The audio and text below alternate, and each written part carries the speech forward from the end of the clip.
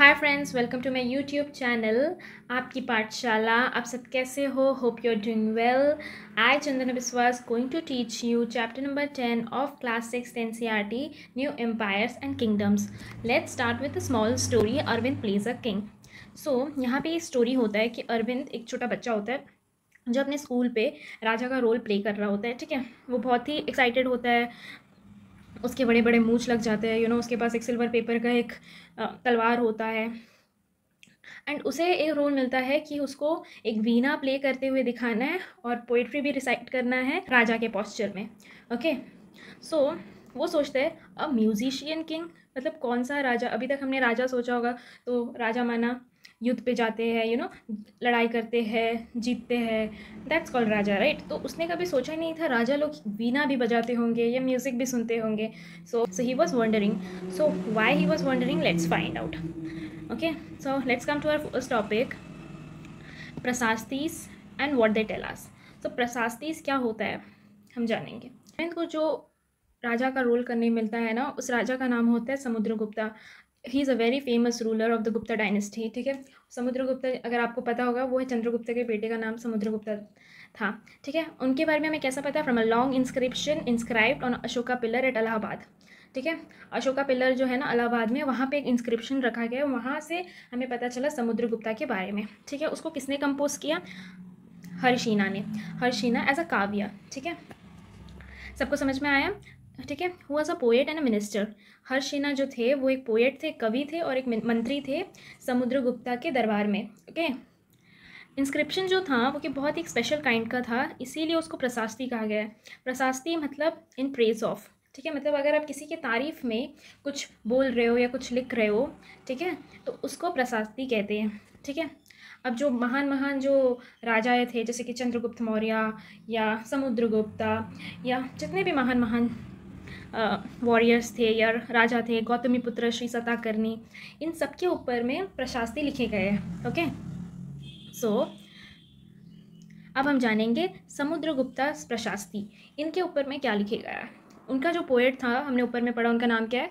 हर्षिना। Okay, उन्होंने बहुत ही प्यार से बहुत ही अच्छे अच्छे टर्म्स यूज़ करके उनका तारीफ़ किया।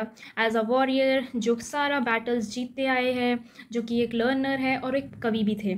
ओके, जिनको भगवान के समान माना गया है।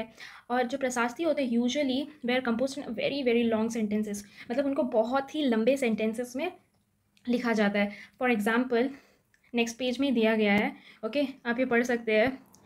यहाँ से सेंटेंस शुरू होता है और यहाँ पे ख़त्म होता है। सो इस तरह इतने लंबे लंबे लॉन्ग सेंटेंसेस में उनका प्रेस किया जाता है। ठीक है, उनका तारीफ़ किया जाता है फॉर, जिससे उनका मान बढ़े, शान बढ़े। ओके, सो आप अगर मैप 7 में देखेंगे तो कुछ एरिया होगा ग्रीन में शेड होगा, कुछ एरिया रेड में शेड होगा, कुछ ब्लू एंड कुछ पर्पल में। अब वो क्यों है वो हम जानेंगे। Okay,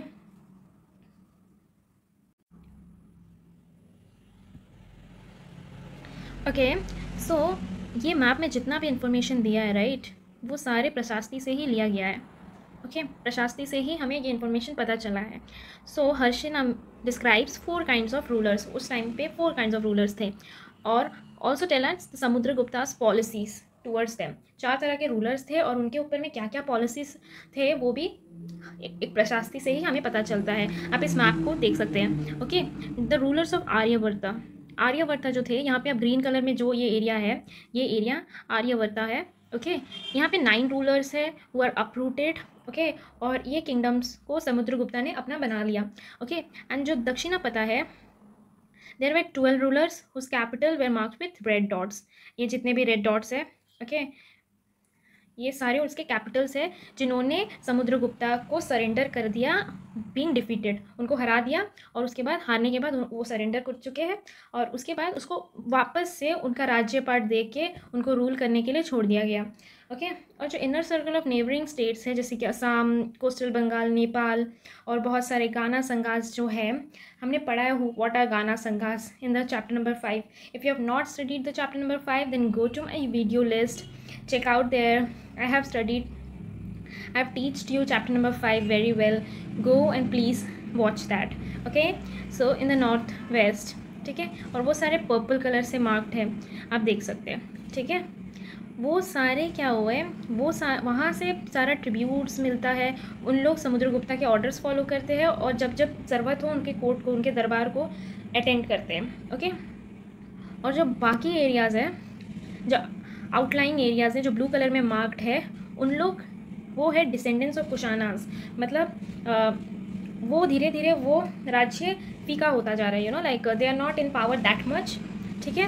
and the ruler of Sri Lanka वो भी सरेंडर कर चुके हैं और एंड उनके डॉटर्स को मैरिजेस के लिए उन लोग ऑफर कर रहे हैं।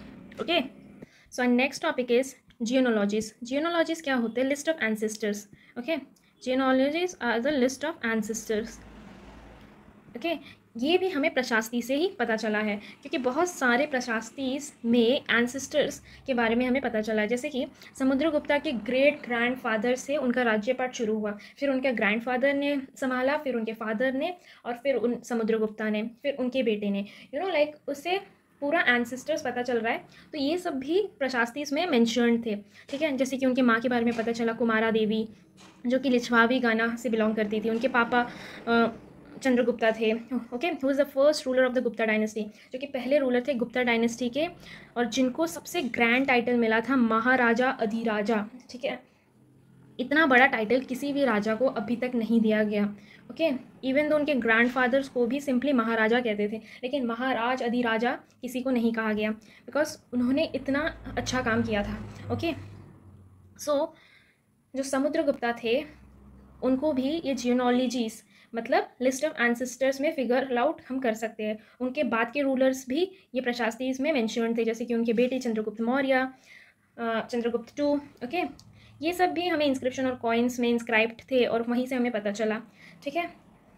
जो चंद्रगुप्त टू थे, he led expedition to western India, जहाँ पे वो शाकास से ओवरकेम हुए। एंड उसके बाद बेसिकली जो चंद्रगुप्ता टू थे, उनका जो दरबार था वो हमेशा लर्नड पीपल, मतलब स्कॉलर्स बोल लो या बड़े बड़े दिग्गज लोग जो पढ़े लिखे हो, उनसे भरे होते थे। उसके बारे में हम चैप्टर नंबर 11 में भी डिटेल में पढ़ेंगे। Okay, so stay tune with me, मैं चैप्टर नंबर 11 भी आपको पढ़ाऊंगी। Okay, next topic is Harshavardhana and Harshacharita. अब हर्षवर्धना जी कौन थे और हर्षचरिता क्या था? ओके, अभी हमने गुप्ता रूलर्स के बारे में पढ़ा, बाय इंस्क्रिप्शंस और कॉइन से ही हमें जानने को मिला उनके बारे में, राइट। उसी तरह हर्षवर्धना जी के बारे में उनके बायोग्राफी से पता चला, ठीक है। अबाउट 1400 ईयर्स पहले हर्षवर्धना जी रूल करते थे and he was a very good ruler, ठीक है। उनके कोर्ट में एक पोएट थे भाना भत्ता, उन्होंने उनके बारे में लिखा था, उनके बायोग्राफी में लिखा था। उस बायोग्राफी का नाम हर्षचरिता था इन संस्कृत में, ठीक है। उन्होंने भी हर्षा का पूरा जीनियोलॉजी मेंशन किया था, मतलब उनका कहाँ से कहाँ, कौन सा एंसेस्टर ने कब से कब तक राज्य किया था, उसके बाद किसने किया, उसके बाद किसने किया, सारा मेंशन किया है, ठीक है। हमने लास्ट चैप्टर में पढ़ा था, चैप्टर नंबर 9 में, जुआन जैन के बारे में, जो पिलग्रिम्स में गए थे। ही वॉज अ पिलग्रिम, जो बुद्धा जी के बहुत सारे तीर्थ स्थान पे गए थे, बुद्धा जी के बहुत खास जगहों पे गए थे। आपने अगर चैप्टर नंबर 9 नहीं पढ़ा तो आप चैप्टर नंबर 9 भी मेरे वीडियो लिस्ट से पढ़ सकते हैं। Go and check out and do study that. Okay, so उन्होंने भी हर्षा के कोर्ट में, हर्षवर्धना के कोर्ट में बहुत टाइम स्पेंड किया और उसके बारे में भी उसने डिटेल में लिखा है। ओके, जिसके वजह से हमें पता है। Okay, so Harsha was the not the eldest son, मतलब वो अपने पिता के सबसे बड़े बेटे नहीं थे, मतलब बड़े बेटे ही राजा बनते हैं, राइट। बट वो बड़े नहीं होने के बावजूद भी उन्होंने टेक ओवर किया, क्योंकि उनके पिताजी और उनके बड़े भैया दोनों को ही मार दिया गया था, ठीक है। और उनके ब्रदर इन लॉ कन्नौज के रूलर थे, जिनको मार दिया गया था by the ruler of Bengal. Bengal के रूलर ने उनके ब्रदर इन लॉ को भी मार दिया गया था। बाद में उन्होंने कन्नौज को भी संभाला और and to get back revenge, मतलब रिवेंज लेने के लिए उन्होंने रूलर ऑफ बंगाल के अगेंस्ट में वो खड़ा हुए थे। एट फर्स्ट वो सक्सेसफुल हुए थे टुवर्ड्स ईस्ट, और उन्होंने मगधा और बंगाल को भी सक्सेसफुली कॉन्कर कर लिया था। बट एट लास्ट वो सक्सेसफुल नहीं हो पाए, बिकॉज उनको रोकने के लिए एक राजा आए from the Deccan, who is known as Chalukya dynasty के Pulakeshin two. Next topic is the Pallavas, Chalukyas, Pulakeshin prashasti. अब इनके बारे में भी ऑफकोर्स हमें प्रशास्ति के थ्रू से ही पता चला। क्या पता चलता हम देखते हैं, ठीक है। उसकी प्रशास्ति से हमें क्या क्या पता चला हम वो जानेंगे। जो पल्लवास और चालुक्यास थे वो the most important dynasty in the south India के सबसे इंपॉर्टेंट रूलर्स जो थे वो है पल्लवास और चालुक्यास, ठीक है। जो पल्लवास के किंगडम था वो Kanchipuram to the delta Kaveri delta से कांचीपुरम तक पूरा वही उनका एरिया ही था जिनको रूल करते थे। और जो चालुक्यास थे वो रायचूर टोप को कंट्रोल करते थे, ठीक है, विच इज़ जो कि 2 रिवर से क्रॉस होते हैं, that is Krishna and Tungabhadra. Okay, Aihole जो है वो है चालुक्यास का कैपिटल, ठीक है, जो कि ट्रेडिंग के लिए एक बहुत ही इंपॉर्टेंट सेंटर माना गया। बाद में उसको रिलीजियस सेंटर भी बहुत ही बाद में वो एक बहुत बड़ा रिलीजियस सेंटर भी बन गया क्योंकि बहुत सारे टेम्पल्स बनने लग गए। पल्लवास और चालुक्यास एक दूसरे के दुश्मन थे बेसिकली, क्योंकि उन लोग एक दूसरे को ना रेड करते रहते थे, मतलब एक दूसरे के राज्य में आक्रमण करते रहते थे और एक दूसरे का चीज़ को वो लूटते रहते थे, ठीक है। बेसिकली उन लोग कैपिटल सिटीज़ को ही उन लोग आक्रमण करते थे क्योंकि वो ज़्यादा प्रॉस्परस था। ओके, जो सबसे बेस्ट नोन चालुक्य रूलर था वो है पुलाकेशिन II, ठीक है। उसके बारे में भी हमें एक प्रशास्ति से ही पता चला, जिसको कंपोज किया उन्हीं के दरबार के पोएट ने, कवि कीर्ति। ओके, उनसे ही हमें पता चला अबाउट हिज एंसेस्टर्स और कैसे उनका जनरेशन वाइज जनरेशन उनका राज्य बना, ठीक है। और जो पुलकेशिन को एक्चुअली उनके अंकल से ये चालुक्य डायनेस्टी मिल गया, ठीक है। मतलब he was not a blood relationship with him directly but indirectly, ठीक है। अकॉर्डिंग टू रवि कीर्ति, जो पुलकेशिन जो थे उन्होंने बहुत सारे एक्सपीडिशन किया, ठीक है, towards east and west coast. फिर उसने हर्षवर्धना के रीजन को भी उन्होंने आक्रमण किया एंड वो जीत गए, ठीक है। तो इसीलिए उन्होंने कहा हर्षा मीन्स हैप्पीनेस, इसीलिए Harsha was no longer happy, ठीक है, क्योंकि वो हार चुके थे। फिर उन्होंने पल्लवा के किंग को भी अटैक किया, जहाँ पे उन्होंने कुछ दिनों के लिए कांचीपुरम में भी शेल्टर लिया था, ठीक है। ये था चालुक्य। फिर आता है चालुक्य का विक्ट्री। चालुक्य का विक्ट्री उतना शॉर्ट लिव था। Ultimately both the Pallavas and Chalukyas gave way to new rulers, मतलब इन लोग का डायनेस्टी उतना दिन तक नहीं चला, फिर नए रूलर्स आए जैसे कि राष्ट्रकूटा और चोला डायनेस्टीज आए, जिसके बारे में हम चैप्टर नंबर क्लास 7th में पढ़ेंगे। ओके, मैं क्लास 7th भी आपको पढ़ाऊंगी, stay tune with me. Okay, so next topic is how were these kingdoms administrated. ये सारे किंगडम्स का एडमिनिस्ट्रेशन कैसे चल रहा था, मतलब राजपाट कैसे चल रहा था। ऑफकोर्स अर्लियर किंग्स की तरह इन लोग लैंड रेवेन्यू जैसे कि टैक्स लेते थे, बट उसके अलावा भी उन्होंने कुछ कुछ नए नए डेवलपमेंट्स किए थे, कुछ कुछ स्टेप्स अडॉप्ट किए थे, जिसके थ्रू से हम लोग क्या करते थे, जो पावरफुल मैन लोग होते थे, जो पावरफुल व्यक्ति लोग होते थे, ऐसा ज़रूरी नहीं है कि वो पावरफुल व्यक्ति कोई राजा ही हो, उन लोग से भी वो हाथ मिलाते थे या दोस्ती रखते थे, जिसकी वजह से वहाँ से भी उन लोग का बड़ा हेल्प होता था economically, socially, politically and military, ठीक है। तो क्या करते थे, some important administration post when now heredity, मतलब हेरिडिटी वाइज होता था कुछ एडमिनिस्ट्रेटिव पोस्ट, जैसे कि ये जो पोएट हर्षिना थे जिनका पोस्ट था महाधना नायक, वो थे चीफ जुडिशियल ऑफिसर, ठीक है, लाइक हिज फादर, मतलब उनके पिता भी वो थे, उनके बेटे भी वो थे। ओके, इससे क्या होता है कि एक स्ट्रॉन्ग बेस, एक फाउंडेशन गड़ा रहता है, लाइक हमें किसी और नए को कुछ नए से काम सिखाने की ज़रूरत नहीं होती। ओके, फिर क्या हुआ, sometimes one person held many offices, फिर कभी कभी कोई एक ही जन को बहुत सारे ही डिपार्टमेंट संभालने पड़ते थे, जैसे कि हर्षिना कुमार अमित्या भी थे, मतलब वो एक इम्पॉर्टेंट मिनिस्टर थे, वो एक संधि विराहिका भी थे, जैसे कि वो minister of war of peace भी थे, और वो एक महाधना नायका भी थे, मतलब चीफ जुडिशियल ऑफिसर, मतलब उनको 3 डिपार्टमेंट्स ही उनको संभालना था, ठीक है। Besides important man probably has a से इन लोकल एडमिनिस्ट्रेशन, मतलब कुछ और टाइप के लोग थे जैसे कि नगर सृष्टि और चीफ बैंकर और मर्चेंट ऑफ द सिटी वो लोग, ठीक है, ये सारे भी इंपॉर्टेंट थे। मतलब ये सारे इंपॉर्टेंट के अलावा नगर सृष्टि, जिसको चीफ बैंकर आप बोल सकते हैं या मर्चेंट ऑफ द सिटी बोल सकते हैं, और शार्थवना जो कि लीडर ऑफ द मर्चेंट कारवास है, ये सारे कुछ कुछ इंपॉर्टेंट लोग थे वो टाइम के, जिनसे किंग लोग अच्छा दोस्ती रखते थे, जिससे उनको इकोनॉमिकली, सोशली कोई ना कोई तरफ से हेल्प मिलता था। प्रथमा कुलिका जिसको चीफ क्राफ्ट्समैन था, और द हेड ऑफ द कयास्थास वो होते हैं जो स्क्राइब्स होते हैं। स्क्राइब्स मैंने आपको पढ़ाया था, वो are scribes. If you know this answer then please write in a comment section that yes I know that who are scribes, तो मैं बता देती हूँ स्क्राइब्स कौन होते हैं। स्क्राइब्स वो होते हैं जिनको पुराने ज़माने में पढ़ना लिखना आता था, they know how to teach and how to read, so उनको यूज़ करके ही इंस्क्रिप्शंस बनाए जाते थे। ओके, कुछ लिखना होता था तो उनको ही बुलाया जाता था टू राइट डाउन, ठीक है। So this policy were reasonable effective, मतलब ये सब तरीके से भी एडमिनिस्ट्रेशन और इफेक्टिवली चल रहा था। बट सूनर और लेटर ये सारे पावरफुल मैन जब भी देखते थे कि एक राजा थोड़ा वीक हो रहा है, तो उसको हटा के उन लोग अपना खुद का एक इंडिपेंडेंट किंगडम ही बनाना शुरू कर देते थे, ठीक है। सो next topic is a new kind of army. इस वक्त पे मतलब पहले तो राजा लोग क्या एक वेल ऑर्गेनाइज्ड आर्मी रखते थे जिसको उन लोग रेगुलर सैलरीज देते थे, with elephants, with chariots, with Calvary, with food soldiers, एक वेल ऑर्गेनाइज्ड आर्मी रखते थे। बट इस दौरान क्या हुआ कि उन लोग अलग से कुछ मिलिट्री लीडर्स होते थे, ठीक है, कुछ मिलिट्री लीडर्स होते थे जो कि अपना ट्रूप्स बनाते थे, मतलब उनके पास सब कुछ होता था और उन लोग राजा को प्रोवाइड करते थे जब भी ज़रूरत पड़े, ठीक है। मतलब they are not paid regular salaries, मतलब उनको रेगुलर सैलरीज पेड नहीं करना पड़ता था, उसके बदले उनको कुछ ज़मीन देना पड़ता था, कुछ शेयर देना पड़ता था ज़मीन का, और वहाँ से जितना भी रेवेन्यू आता था वो मिलिट्री लीडर्स लोग का हो जाता था, ठीक है। और उसी पैसे से उन लोग अपने सोल्जर्स के ऊपर खर्चा करते थे फॉर देयर इक्विपमेंट या कोई भी चीज़ सोल्जर्स को मेंटेन करने के लिए, या हॉर्सेस या एलिफेंट्स या कोई इक्विपमेंट, बहुत सारी जो चीज़ें ज़रूरत होते हैं, वेपन्स, ये सारा खर्चा जितना भी होता था वो सारा वो लैंड के रेवेन्यू से जनरेट होता था। समझ में आया? वो मिलिट्री लीडर्स को ही समंतास कहते हैं, आपने सुना होगा समंतास।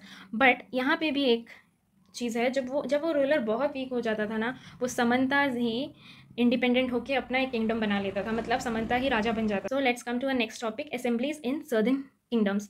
Okay, assemblies in southern kingdoms मतलब कुछ कुछ असेंबलीज बैठते थे, कुछ कुछ बैठक बैठते थे लोगों के। अब क्या क्या बैठक बैठते थे हम देखते हैं। ओके, ये सारे भी हमें इंस्क्रिप्शंस के थ्रू से पता चला, ठीक है। बहुत ही नंबर ऑफ लोकल असेंबलीज, बहुत सारे छोटे मोटे असेंबलीज बैठते थे, लोगों का बैठक, ठीक है। कुछ उसको सभा कहते हैं, कुछ असेंबली कहते हैं। कुछ असेंबली होता है सिर्फ ब्राह्मण लैंड ओनर्स का होता है, ठीक है। बहुत सारे ब्राह्मण लैंड ओनर्स आके एक जगह इकट्ठा होते हैं और कुछ अपना इंपॉर्टेंट डिस्कशन करते हैं, ठीक है। जैसे कि उन लोग इरिगेशन, एग्रीकल्चर ऑपरेशन, रोड्स बनाने के ऊपर या टेम्पल्स बनाने के ऊपर, ये सारा डिस्कशन उन लोग करते हैं, ठीक है। The Ur was a village, एक विलेज असेंबली है। Ur was a village assembly found in areas where land owners were not Brahmin. अब ये दूसरा एक असेंबली है, ये एक दूसरा एक असेंबली है, ओके। और एक ऐसा असेंबली है, ये भी लैंड ओनर्स का ही असेंबली है, लेकिन उसमें सारे ब्राह्मण्स नहीं होते हैं, ठीक है।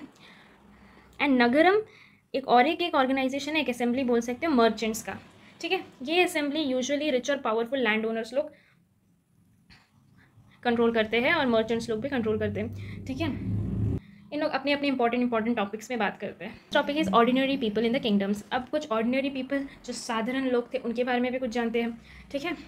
उनके बारे में हम कैसे जान सकते हैं? ऑफकोर्स फ्रॉम प्लेस, किसी ने कोई प्ले लिखा है या किसी ने कोई स्टोरी या कोई पोएम लिखा है उसके, या किसी ने कुछ अकाउंट्स या डिस्क्रिप्शन लिखा है, जो कुछ अकाउंट से हमें पता चलता है, कुछ प्लेस से हमें पता चलता है, कॉमन लोगों के बारे में, ठीक है। जैसे कि Kalidasa who is known for his plays, ठीक है। कालिदासा जो थे वो भी बहुत अच्छे अच्छे प्लेस लिखते थे, ठीक है।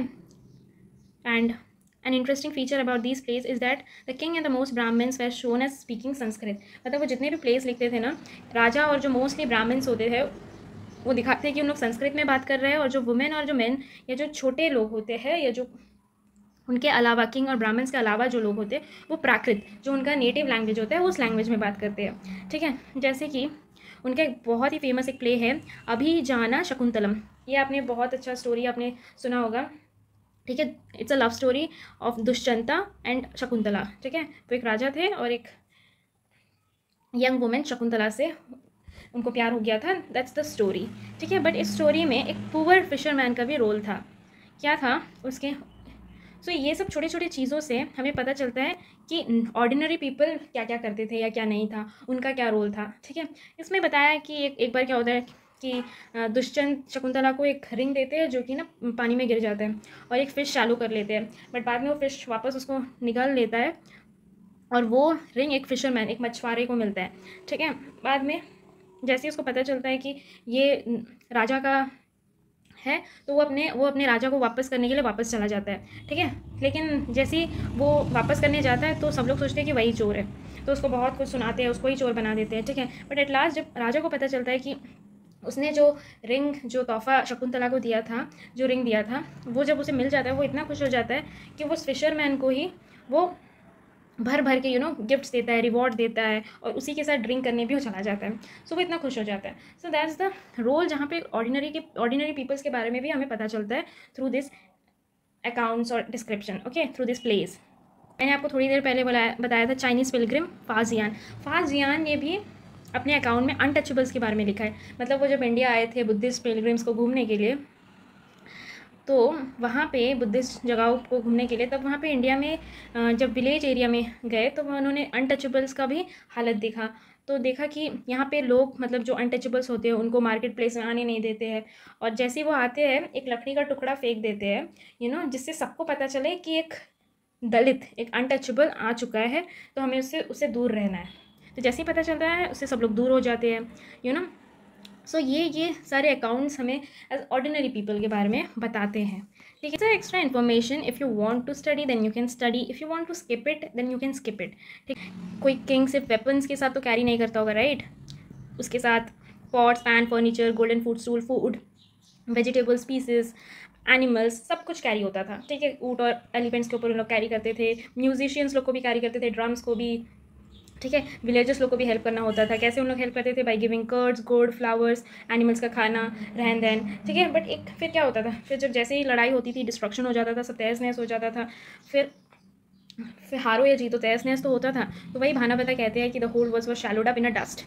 ठीक है, मतलब सब खत्म हो गया। Okay, some extra.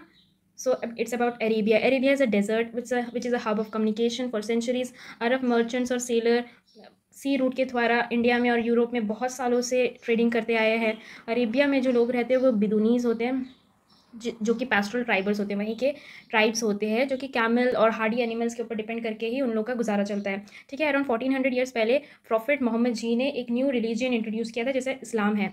ठीक है, जैसे क्रिश्चियनिटी इंट्रोड्यूस हुआ है वैसे इस्लाम भी एक रिलीजन है, जहाँ पे वो कहते हैं कि अल्लाह के सामने सब एक है, सब बराबर है। ये यहाँ पे कुरान का कुछ लाइन दिया है कि सारे मुस्लिम लोगों के लिए, जो कि सच्चे हैं, जो कि पेशेंट और कांस्टेंट है, जो कि चैरिटी करते हैं, जो भगवान के लिए फास्टिंग रखते हैं, जो अल्लाह के याद में पूरा दिन बिताते हैं, उनको भगवान बहुत बड़ा रिवॉर्ड देगा और भगवान उनकी गलतियों को माफ़ कर देगा। Okay, so with in 100 years में ही इस्लाम स्प्रेड होने लग गया नॉर्थ अफ्रीका, स्पेन, ईरान और इंडिया में। ओके, सो जो अरब के सेलर्स थे उन लोग धीरे धीरे कोस्टल सेटलमेंट में आने लगे, और ये न्यू रिलीजन को भी अपने साथ लेके आने लगे और स्प्रेड होने लगा। फिर अरब सोल्जर्स लोग बाद में सिंध को कॉन्कर कर लिए, मतलब कंट्रोल कर लिए। ठीक है, which is Pakistan about 1300 years पहले। सो इसीलिए पाकिस्तान में इस्लामिक लोग रहते हैं। Okay, so that's it for today. Thank you for watching this video. Take care, bye.